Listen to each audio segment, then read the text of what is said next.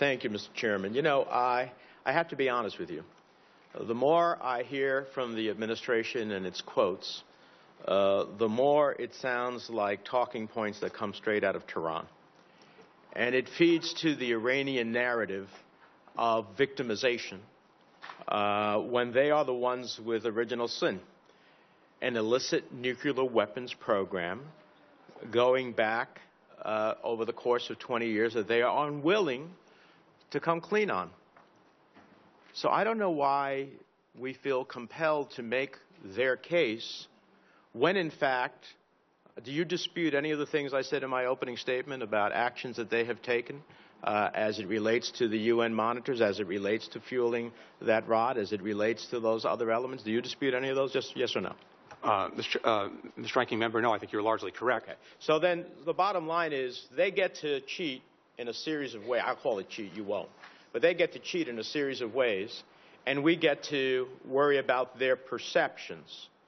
To quote from your testimony, and I'll quote directly, even if such sanctions are not, arguably, a technical violation of the Joint Plan of Action, we believe they would be perceived as such by Iran.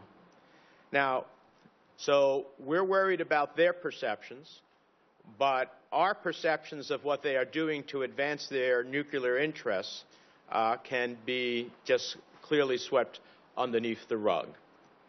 And I also think it's important, reading from your testimony, to put the Joint Plan of Action in the appropriate context. You say, quote, instead of limiting work on advanced centrifuges, referring to Iran, it could resume its efforts to increase and significantly improve its nuclear capabilities in a relatively short time frame. So let's be honest about what the Joint Plan of Action is. It's a freeze. It's a freeze that scientists that have come before this committee have said if they, in fact, decide to proceed and not make a deal, they need about 3 months. Now, what, Mr. Chairman, I don't know that members of the audience get to participate here, but they need about 3 months. Now, I'm not a scientist, but I'll accept their testimony as pretty much substantive as to where they need to go. Any sanctions that we have imposed have taken minimum 6 months to give lead time to the world and to companies that this is now a sanctionable item. So that puts us beyond the time frame if they make a decision to move in a different direction. And let's be honest that at one time maybe, but now the Iranians do not believe that there is a credible use of military force on the table should they not make a deal and should they move to break through on nuclear capabilities for weaponization.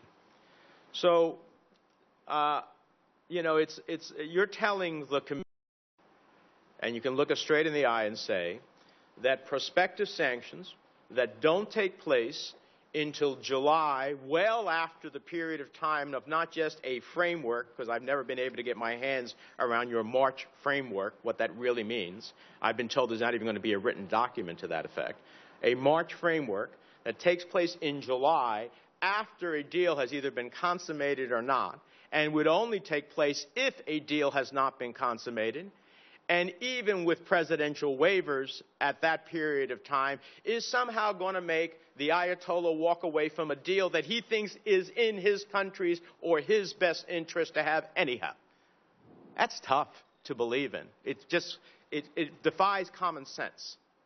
That if I want to make a deal, that's something you're going to do that doesn't affect my ability to make that deal is going to make me walk away from a deal that I found is in my interest anyhow. That's just not common sense. So I get that you all hung up on the sanctions thing, and I get that there's, you know, you talk about perception, that it's not necessarily a violation, but they'll be perceived as such. So we have to worry about all of the Iranian perceptions, but we can just swallow all of what they're doing independently. So let me ask you this. Isn't it true that even the deal that you are striving towards is not to eliminate any Iranian breakout capability, but to constrain the time in which you'll get the notice of such breakout capability. Is that a fair statement, yes or no? Yes, it is. Okay. So we're not eliminating Iran's ability to break out. We're just getting alarm bells. And the question is, how long are we going to get those alarm bells for? Now, isn't it also true that the administration cannot lift sanctions, that it can only waive them under the law? Yes or no? That's largely correct.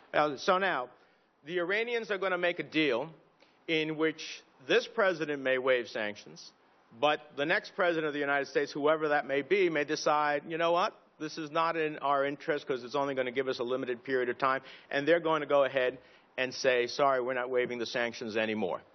And that, the Iranians are willing to make the hard decisions that they need to make, that they have been unwilling to make for 18 months, because I heard this movie's been played before, right? 20 years. Last June, we heard from the president, just give me time. That was 7 months ago, right? Now we're reliving it again. And so the bottom line is that we are going to do all of this and ultimately be in a position in which, if they don't make a deal, we're exactly where we are at, but with no immediate consequences to them. Their breakout time is shorter than the time it will take to create new sanctions. And now you're telling me, the chairman, based upon your responses, that you don't want us to even vote. The Iranians have made it very clear that their parliament has to vote on this issue. Why is it possible that Tehran will treat its parliament better than the administration in the greatest democracy in the world is willing to treat its Congress? It just boggles my imagination. So, Mr. Chairman, I look forward to looking at your legislation. I have suggested to you in our previous conversations some ways in which I think it might be made even stronger. And I appreciate this is one of our